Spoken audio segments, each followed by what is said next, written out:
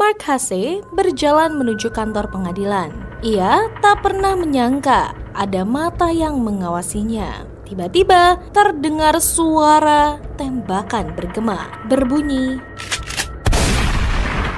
Mark tumbang dan orang-orang yang berada di tempat kejadian pun berteriak, panik, dan berlarian. Pelakunya jelas langsung melarikan diri. Pelaku tersebut mempunyai ciri-ciri seorang pria bersenjata dan seorang wanita yang menunggu di mobil Getaway. Korban itu yaitu Mark Hasse. Di sebuah pagi yang tenang di Kaufman County, Texas, dentuman senjata api memecah kesunyian. Seorang pria itu bukanlah pria sembarangan, melainkan seorang jaksa yang berani. Dan inilah awal dari salah satu kisah paling kelam dalam sejarah hukum Texas, yaitu kasus Kaufman County Murder atau pembunuhan kota County. Tapi sebelum kita masuk ke ceritanya, jangan lupa untuk dibantu diklik subscribe dan nyalakan lonceng notifikasinya. Sekarang mari kita kupas di cerita hari ini.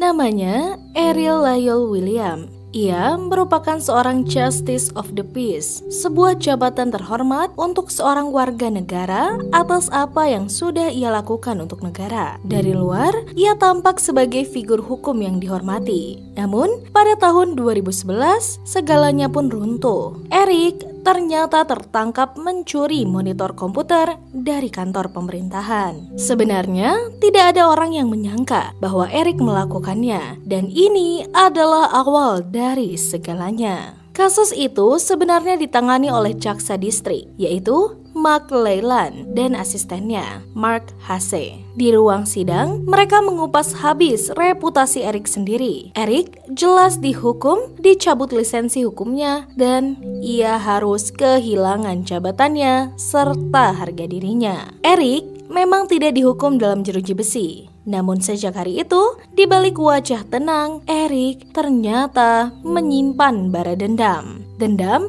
yang kelak berubah menjadi darah dan peluru. Seiring jalannya waktu, tepat pada 31 Januari 2013, Mark Hasse berjalan menuju kantor pengadilan. Ia tak pernah menyangka ada mata yang mengawasinya. Tiba-tiba terdengar suara tembakan bergema, berbunyi.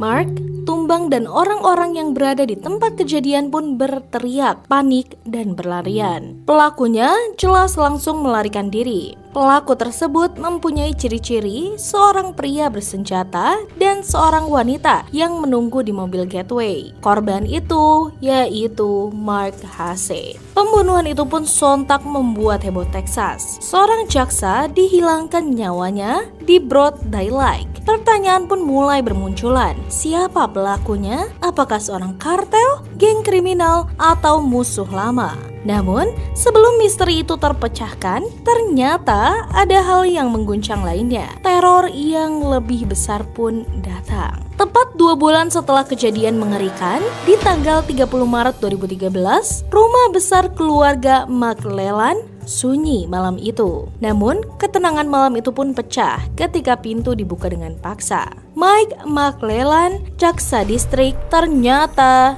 dihabisi dengan tembakan lebih dari 20 kali. Sedangkan istrinya, Cynthia, ikut menjadi korban. Tubuhnya pun lemas dan sudah bersimpah darah. Ledakan peluru pun memenuhi ruangan. Keesokan harinya, tubuh pasangan itu pun ditemukan. Dan seluruh aparat hukum Texas gemetar. Karena kini jelas ternyata seseorang sedang memburu para jaksa. Polisi pun jelas bingung. Polisi yang menginvestigasi kasus itu bertanya-tanya, apakah ini kerjaan dari kartel narkoba atau balas dendam kelompok kriminal? Namun, bukti kecil demi bukti lainnya mulai mengerucut. Ternyata di balik layar, penyelidik berhasil menemukan sebuah pola di mana mobil mencurigakan yang menembak para jaksa ternyata dekat di TKP, serta catatan senjata dan amunisi yang cocok. Dan yang ketiga, jejak digital yang ternyata mengarah pada Eric dan istrinya Kim Williams. Mengapa begitu? Karena dari pasangan suburban yang ini, apakah kalian ingat kasus Eric sebelumnya yang tadi di atas? Ya, jaksa-jaksa tersebut adalah jaksa yang menghukum Eric. Dan dari situ, polisi pun langsung menyerbu rumah Eric dan Kim. Ternyata benar, dugaan kepolisian. Di dalamnya, mereka menemukan sebuah senjata api, amunisi, bahkan daftar rencana pembunuhan. Gila sekali bukan? Tak berhenti di situ, ada plot twist yang menggemparkan lagi. Karena pasalnya, istrinya Kim sendiri bukan sekedar tahu, tapi Kim ikut serta. Dialah sopir pelarian. Dialah juga yang membantu menyusun rencana. Dan Eric dan Kim pun akhirnya ditangkap pihak kepolisian dan dibawa. Cinta yang seharusnya jadi pengikat berubah menjadi ikatan dalam pembunuhan.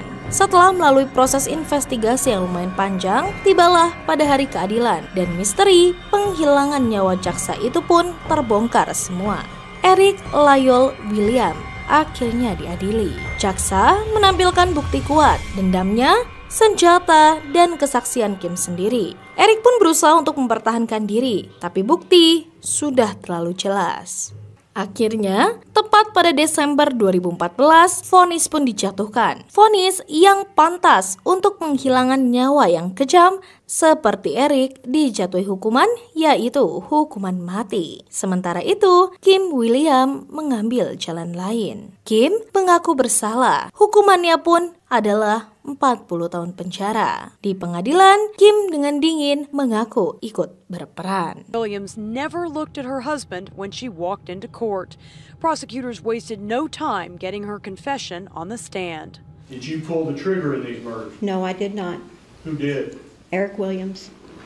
Were you a willing participant in these murders? Yes, I was. Kim Williams admitted to being addicted to prescription painkillers, and that's why she went along with her husband's plan, driving the Crown Victoria for Mark Hassey's murder, even describing that morning as exciting. What happens once Eric gets out? He catches up to him, and then I hear shots fired. How many shots do you hear? I want to say 5. Are you watching the murder? No. Kasus Kaufman County Murder ini jelas mengguncang Texas, bahkan seluruh Amerika. Bukan kartel, bukan geng, bukan mafia, tapi mantan hakim sendiri yang menebar teror. Seorang pria yang tidak bisa menerima kehancuran karirnya menyeret istrinya ke dalam jurang berdarah. Eric jelas kini menunggu di Death Row, Texas, sedangkan Kim mendekam di penjara, dihantui oleh masa lalunya. Dan motifnya apa pasangan ini membunuh para jaksa tersebut tidak lain adalah dendam. Tapi akhirnya hubungan Kim dan Eric pun hancur. Kim dan Eric resmi bercerai di balik jeruji besi. Dan bagi Kaufman County, luka ini pun tak pernah benar-benar sembuh. Karena pembunuhan itu bukan sekedar pembunuhan, itu adalah pengkhianatan dari dalam sistem hukum itu sendiri.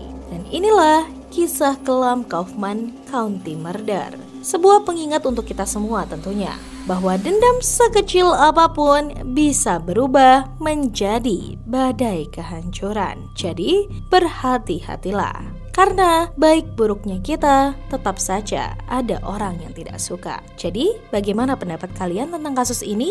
Tulis di kolom komentar. Dan bagi kalian yang menyukai kasus kriminal misteri, jangan lupa untuk dibantu diklik like, subscribe, share, dan nyalakan lonceng notifikasinya. Tetap aman, waspada, dan terinformasi. Tunggu next kasus kriminal menegangkan lainnya hanya di Kisah Kriminal Nyata.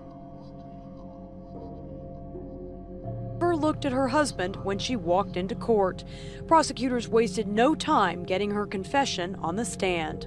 Did you pull the trigger in these murders? No, I did not. Who did? Eric Williams. Were you a willing participant in these murders? Yes, I was.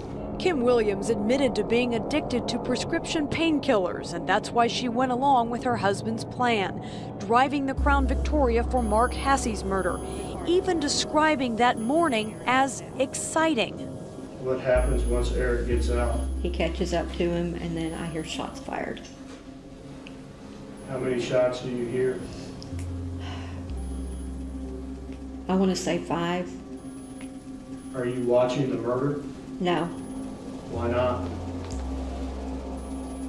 I couldn't. Weeks later, she says she waited in the passenger seat while Eric rang the McClellan's doorbell wearing a sheriff's badge, bulletproof vest, ski goggles, and mask. Once he goes into the McClellan home, what happens next? I hear shots. Loud? Yes, How many? a lot. What's going through your head as you hear these shots? That he's shooting them. Oh my gosh. At that time, are you happy about that? At that time, yes. She testified the couple grilled steaks with her parents later that day. A cold-blooded killer, prosecutors argue, that could conspire again, even behind prison walls, and thus deserves to die. He's a murderer. He's a double murderer. He's a triple murderer. He's a serial killer. This was the most chilling testimony of the trial for many of the victims' families. Too real and too cruel to comprehend. But Eric Williams' attorneys begged the 12 jurors to spare his life. Texas law allows for mercy in capital cases, but it does not allow for forgiveness altogether. Terima kasih.